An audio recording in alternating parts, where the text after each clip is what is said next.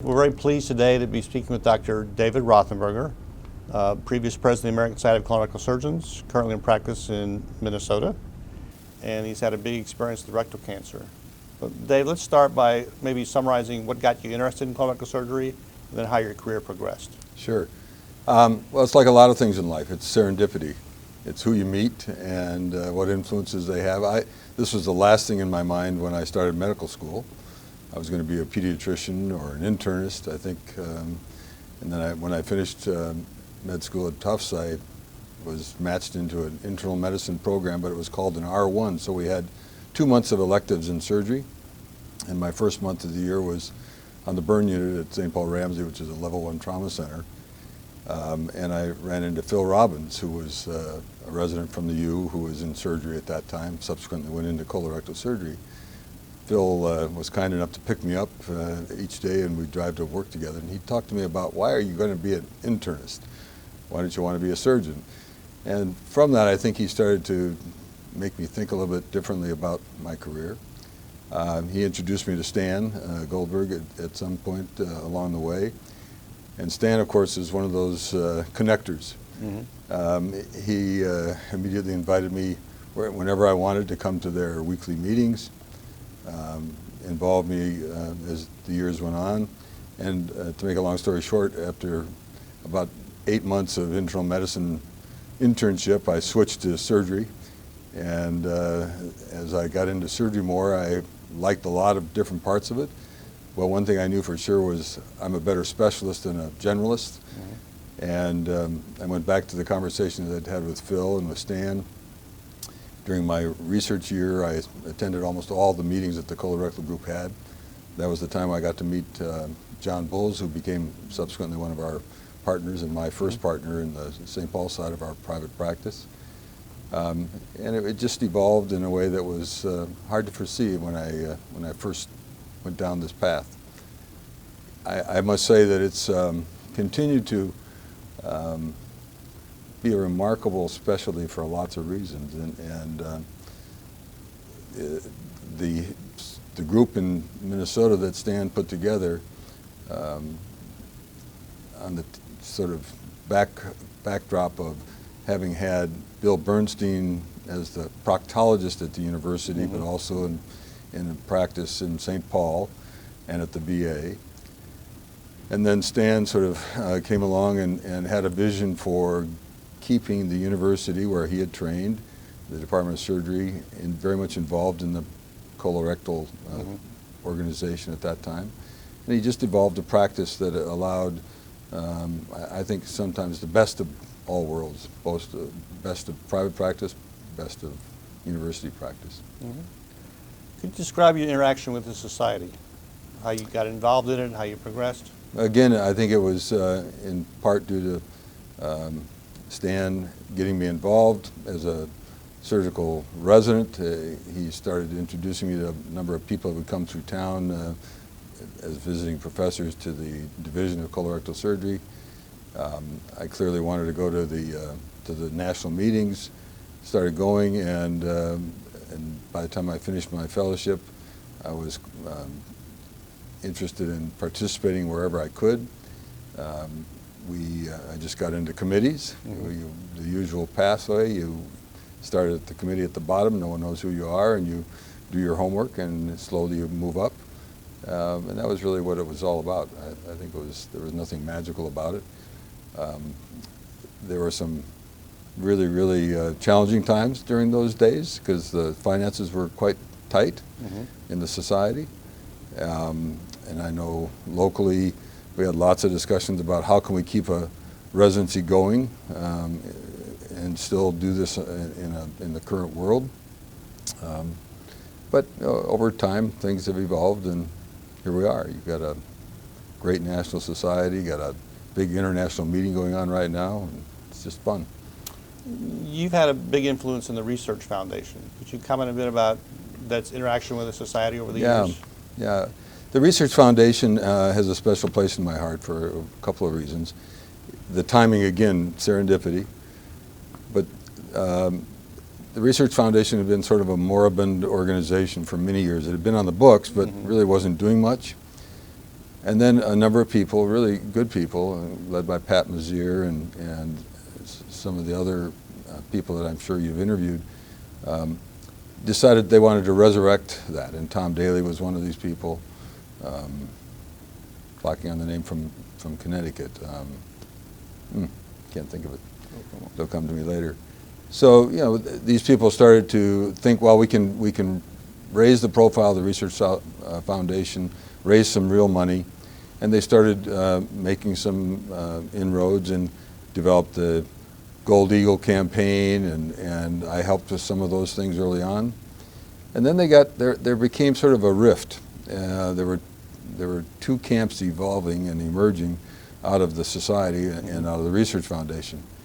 And this had happened in the Orthopedic Society, I believe, and it really became a very nasty kind of thing in that society, and I was concerned that this might happen here.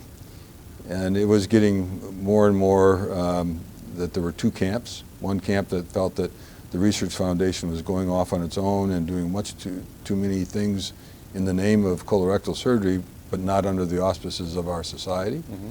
There were others who felt that we should have a research foundation that was strong, had enough independence to raise money and promote research.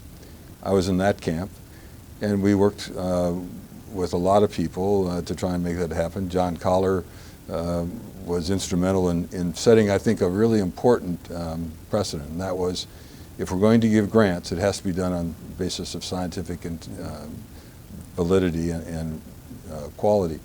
And so even though these were small grants, he made us go through the process like you were writing an NIH type grant. And part of course, the wisdom of that was that it taught colorectal people how to apply for grants. It got to a point where there was a serious rift such that when Vic Fazio became president and I was president-elect, this would have been in 1995, the two of us had met privately and said that this needed to be a 2-year process to get this resolved. And we agreed to work very hard behind the scenes to try and come up with some sort of resolution to this rift that was brewing. Tom Daly, who was then the president of the Research Foundation, was brought into it, and so the three of us really worked hard. We rewrote the bylaws. But writing bylaws is one thing. What we really needed to do was fund it. And so after getting the bylaws approved, we also asked the research or the society to give $1 million donation to start the Research Foundation on a sounder footing, which they did with some difficulty. There were a lot of hard discussions. I remember that very clearly. And then we also simultaneously launched the Centennial Campaign in preparation for 1999 100-year anniversary. So in '96, as president, we continued this on, and at the end of those 2 years, we had raised about a little over $5 million for the Research Foundation, and I think the bylaws change was solid. And today, I think the Research Foundation is one of our really important legacies for this specialty. Dave, you had a long and distinguished career. What would you consider your greatest contribution? The Research Foundation or something else? You know, something you don't think about very much. I think what I've tried to do over the course of my career is to remind ourselves why we're here and to bring science to bear on what we do. And whether it's a small clinical study or a major research foundation grant, or it's finding ways to participate in national organizations so that you can further the cause. We did a lot of work around screening for colorectal cancers. You know, I flew in and out of Washington, as did many other people. Les Rosen was one of those who did that and helped get the funding passed for that. So there have been a lot of these things, but I think it's really having a chance to influence people to stay the course over a long period of time, because it's not easy, and keep science and scholarship at the forefront of what we do as colorectal surgeons.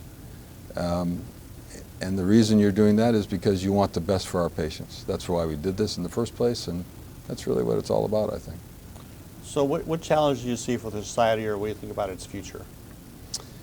Well, I think I'm now the chair of surgery at the University of Minnesota, and one of the current themes that you hear at any of our national meetings of other chairs of departments, from big to small, is the unfunded mandates of education and research. You never make money on research unless you happen to hit a new drug discovery, which happens about once in every 100 years. So you're always trying to balance the clinical revenue, which is shrinking, with the need to educate and train, with the need to do research. And I think that's a challenge for the society. That's one major challenge. The other major challenge is a broader one, not just for our society, but I think it affects our profession. And that's the challenge of burnout, of stress in our environment, and a competition model that I think is robbing us of our professionalism. Mm-hmm. And what I mean by that is, it used to be that, physicians are competitors. That's how we got where we are. You're topping your classes, you go to long years of training, and you want to be the best. And that's fine, but I think there was a collegiality and a professionalism that we're losing. And part of that is driven by the corporatization of American medicine. And we're all forced to be in bigger and bigger organizations. And I think what we need to do is get back to thinking about the competition model differently. And that is, competition should be around who can find the first cure for rectal cancer, who can find the better functional operation for Crohn's disease, or whatever, you name the disease. Think about disease and health differently than the competition model that we're being forced to do. We're not in this for business. Mm-hmm. So what do we do differently? Well, come to the seminar tomorrow morning. We're going to have a session for 2 hours tomorrow on that. But I think there are some tools we can learn. And you know, as a leader, as you are and as others are, we need to think differently about what we expect. The world has changed, and the young people coming up are usually in two spouse working. Mm-hmm. They have different expectations. They're under a lot of stress and strain, even more than we were. So I think we need to figure out ways to be more adaptable. I think we also have to start being better role models ourselves. Mm-hmm. Many of us have failed in that regard, and trying to understand where we've gone wrong. I think staying true to our real core values and modeling that for others is important. There's a whole host of things we can do around well-being, around emotional intelligence. It's not going to be an easy time. I think our profession's really struggling right now as a whole, and we need to get on top of that, or we're not going to have what we would like. So what advice would you give to our younger members? I would say, follow your heart. People worry a lot about, well, how much money am I going to make? What's my first contract going to look like? How many days off do I have? I think you have to have a gut feeling about a group that you're joining or an organization you're joining, and make sure that it fits your values, and that it's part of that, and that you're having some fun. That was one of the things that attracted me to colorectal surgery. When I met Stan Goldberg and the rest of that group, they were having fun. Plus, they were better than the guys that I had trained with in general surgery. All of a sudden, I just thought, this is great. These guys are having a lot of fun. They're doing it really well. The patients go home quickly. Fewer complications. They do it better. What could be better than that? And they were willing to ask questions of themselves. How well are they doing? So we immediately started collecting data prospectively. And all those things make a difference. So that's what you want to look for. The money part generally takes care of itself if you work hard and you're diligent. And then I think take care of yourself, mm-hmm. take care of your family, and make sure that you're living a semi-balanced life. It's never going to be balanced in the sense of being even, but there will be days like this and days like this, and you have to have those days like this to detune and do what you need to do on a personal level. I think that's incredibly important. Is there anything else you'd like to add? Just that it's been a great run. I fell a number of years ago on the ice and had a major elbow injury and ulnar nerve problem and broke my leg and some other things. And and it knocked me out of surgery. And I thought, you know, how devastating this was, and I really missed surgery. But as it turned out, it gave me the opportunity to do some other things in my career that I'd never planned on doing. And now trying to run the Department of Surgery at the U is challenging. It's been fun. I love the opportunity to get our faculty together and our residents together and students and try and figure out how we're going to make this work for the coming decades. So I think it's, you know, it's just it's a great profession. I'd do it again in a heartbeat, no questions asked. And I'm just, you know, so thankful that I've had this opportunity. Well, Dan, we appreciate you spending time with us and sharing your thoughts. Yeah, Thank you. Thank you.